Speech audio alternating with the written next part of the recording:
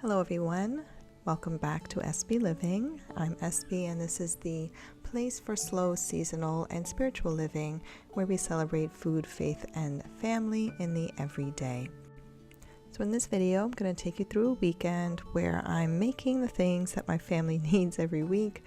We make a lot of banana bread, we make some sourdough. I'm going to show you my couple attempts at bagels, which I've just started making, as well as some big roasts that I'm going to prepare for the rest of the week. As you know, I am a full-time working mom. I work at a school. I'm an assistant principal for a big high school, and so what I need to do on the weekend is to make sure that whatever requires time, typically that's baking things, I just make sure I get that done in the time that I have. Now, not every weekend is as typical as this one. Sometimes I have to be at my school, sometimes my kids have different activities, and so I'm not home a lot of the time. But that doesn't mean I don't get these things done. As you'll see later, I am a fan of doing things as early in the morning as possible. And if that means I have to wake up at my usual wake up time on the weekend to do it, then that's what I have to do. Because otherwise it's just too easy to resort to getting takeout or, making some poor food choices. Plus, making these things with my children around, it's just the biggest life lesson here. As you see, my youngest daughter, she just loves sitting next to me and cracking those eggs and mixing in bowls. And so with this banana bread that we're putting together, I had about 8 bananas that were really, really ripe and were chilling in the fridge for a few days. And I knew that banana bread was going to be made this weekend. I typically make 2 loaves of banana bread, depending. It's about 3 to 4 ripe bananas each, with a basic recipe with the flour, sugar, and salt. I do add some baking powder and baking soda, and between the two, I like to make each one different. And so I'm putting walnuts in one, and I'm not even bothering to chop them up. I'm just going to smush them in my hand, and some are going to be smaller than others. And for my daughter, she's putting in dried cranberries. And then these loaf pans, just spray them with some non-stick spray, and in they go. And these banana breads will be ready for breakfast or after school or late night snacks because they are just too good to pass up. And they're going to stay in the refrigerator. And if we want to warm them up again, then in the microwave or toaster they go.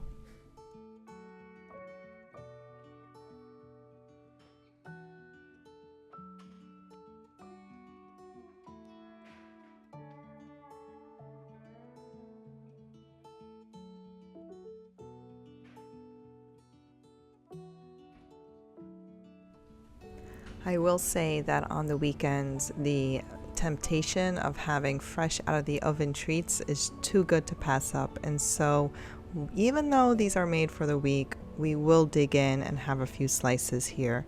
And the thing about putting in the time and effort in making these banana breads, you really do have to enjoy it at its peak, right? So I'm just going to slice them up and I'm going to choose who wants what. They want a little bit of each one, and so in the bowls they go. And as you can tell, it's super moist. There's a little brown crust on the bottom. That's just, I think, just the way the pans work inside of my oven, but otherwise it's really tender and really delicious. And again, these will maybe make the rest of the week. They're just too good to pass up.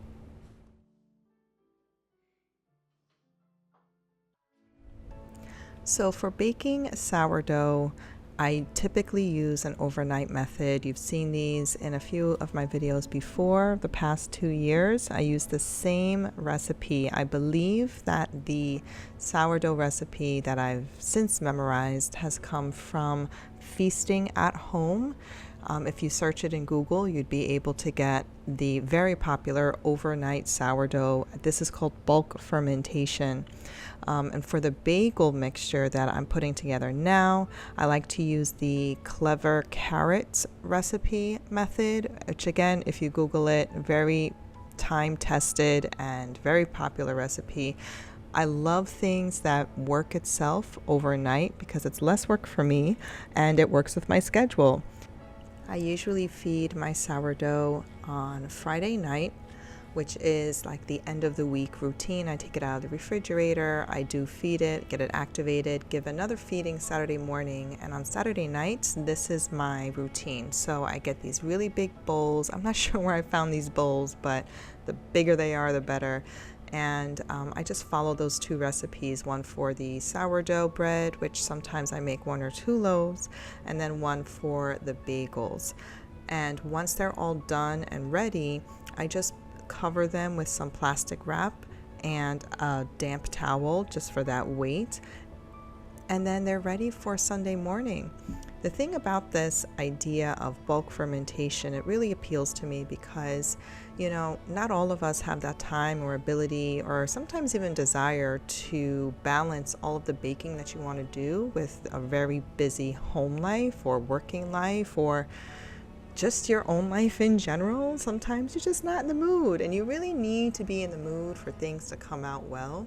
And for me, making the most of the little time that I have at home is everything, right? So I like to use recipes that work within my schedule, but will also allow for me to build the kind of home and family life that I've always wanted.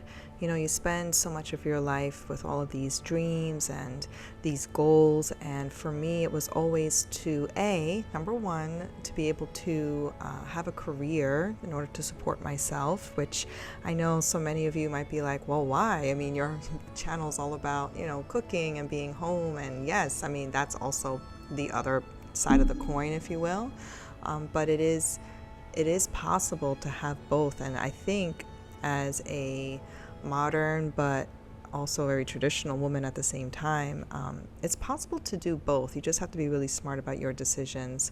And it's also very smart to do both. Not just possible, but really smart. So I encourage you all, if you ever feel restricted, you do not have to choose between working or being home. You can do both. You just have to be very realistic and also accept how things are sometimes.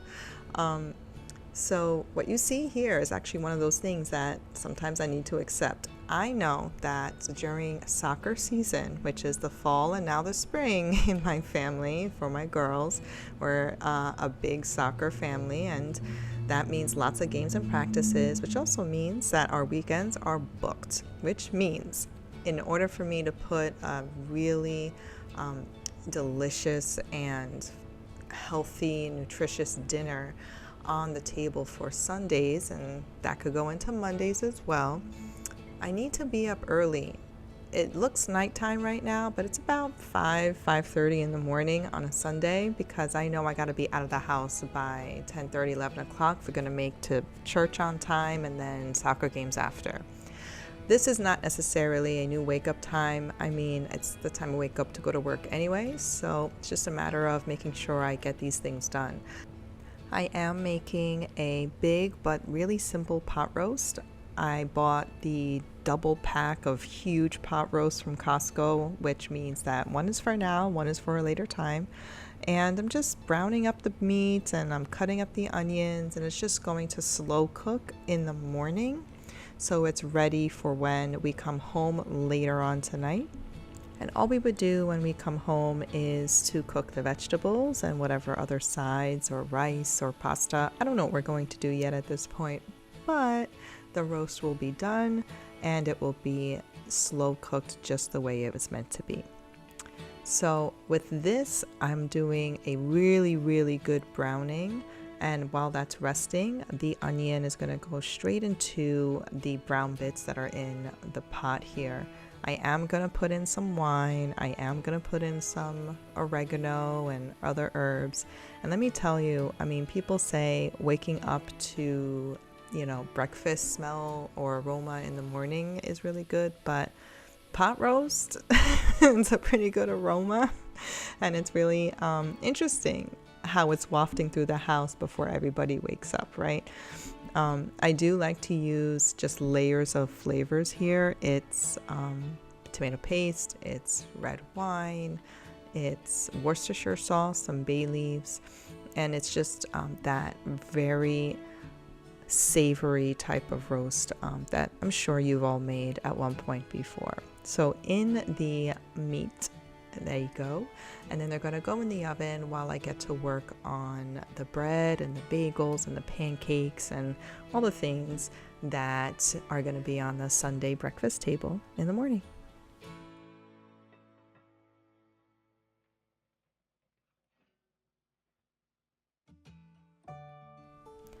All right, so let me tell you about the magic of really early weekend mornings, whether that's Saturday or Sunday for you. It really is a time to settle in and making sure that you do what you feel like you need to do in a way in which you won't be bothered, you won't be interrupted. And as a working mom, or even as just moms in general, all right? Like we are always looking out for others, whether it's our own kids or our husband or a ton of other children, 400 plus more, right? And their families, if you work in a school like I do, or just doing things that take up a lot of your time. Where do you get the time to do the things that you truly enjoy? But that will be an important part of your family. And for me, I know that as I have gotten older, I have found that really early mornings make a huge difference. When I first became a mom and I was in the depths of nursing and breastfeeding, and I woke up with my kids at night, I didn't sleep train. I'm sorry, that was just too much work for me. So I really just went through the rhythms of just everyone's natural flow.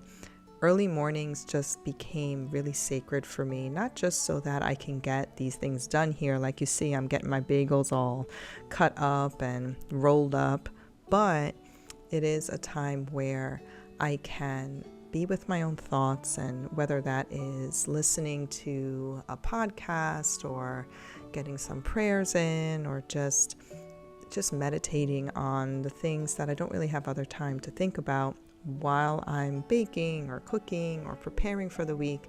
It really is a really important time. So I want you to think about what's that time for you. I mean, everyone needs some time for them to settle. And as you see in the background, the sun is slowly rising. I'm doing all of this with the dawn behind me. And even that really makes it a special moment. And while I'm getting all of this done, I feel productive. I'm one of those people that I just can't just stay still, right? So I always need to be doing something, whether that's, being diligent in the home or getting things organized for projects at school. I'm always trying to do more or to do something for somebody else. But that doesn't mean you don't do anything for yourself, right? And again, it's another challenge to think about all the work that you do for others is actually a form of self-care too. I think we are in a very self-obsessed culture where self-care is seen as something that only has to do with you and providing for yourself. And, just like I tell my students, just like I'm raising my kids to be, it's really about how you are for others that exhibit the best sense of yourself. So I challenge you that not everything is necessarily about making time for you and you only, even though that is important. All things that we do can exhibit and promote the best of our own selves. So I leave you with that while I make my coffee, and I'll see you back while I get all of the other things ready for the week.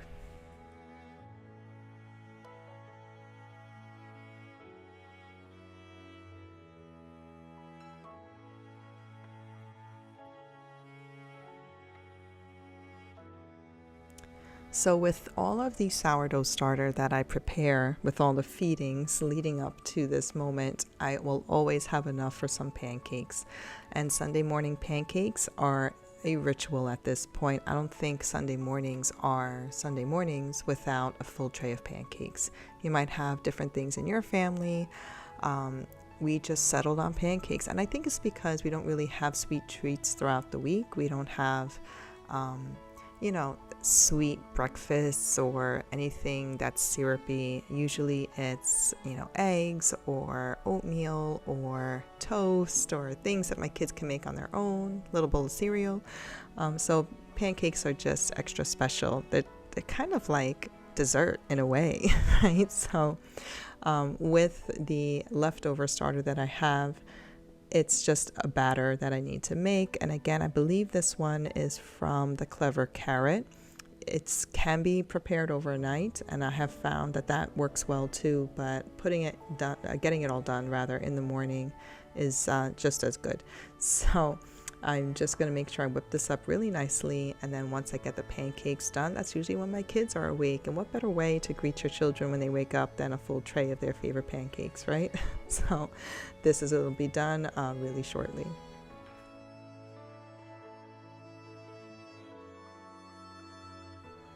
So while the pancake batter is resting and my kids are getting up, getting ready for their breakfast, I'm just going to poke holes in these sourdough bagel balls, shape them up and stick them in the refrigerator, because I will do a quick boil and bake them before we leave for church and soccer.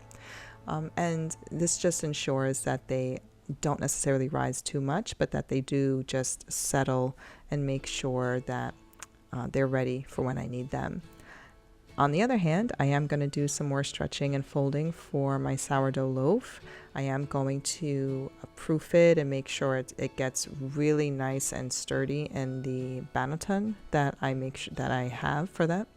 And then they are going to, again, stay in the fridge until I'm ready to bake them. I will bake this bread when we get home.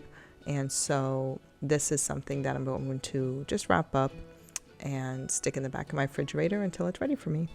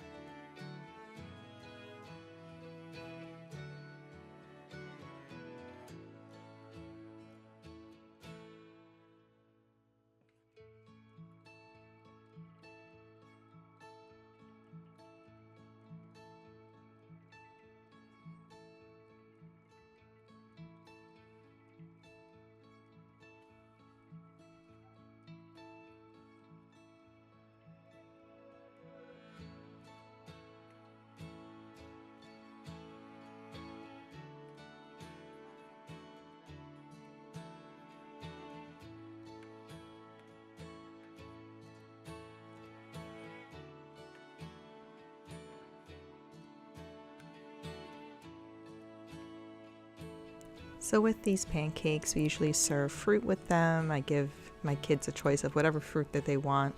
I am going to put out some homemade cherry jam I made the other day with the last of the summer's cherries, and the maple syrup that we get, whatever is available in Costco. Let me tell you, fresh jam with these fresh pancakes, that just makes Sunday mornings even better. So at this point, the pot roast is ready. It's about 9 o'clock in the morning, maybe 9:30, and it spent a good 3 hours in the oven, slowly roasting, getting all deliciously loose. I mean, just look at this. It's just falling apart right in the juices with the wine and the tomato paste, and it just smells heavenly. So what I'm going to do is I'm just going to leave this out on the oven, on the actual stove part of the oven, and while it rests, I'm going to get the bagels ready. So the bagels, I'm just going to put some honey in the water. That is a trick that I believe you'll find in most bagel recipes. And then you're going to do a quick boil that's going to seal the bagels on the outside before you put them into the oven for them to bake even further. And this gives it that smooth outer layer that you often find in bagels. And I am going to coat one side with the everything bagel seasoning that I got. And these bagels will come out really soft and warm and easily frozen for the rest of the week.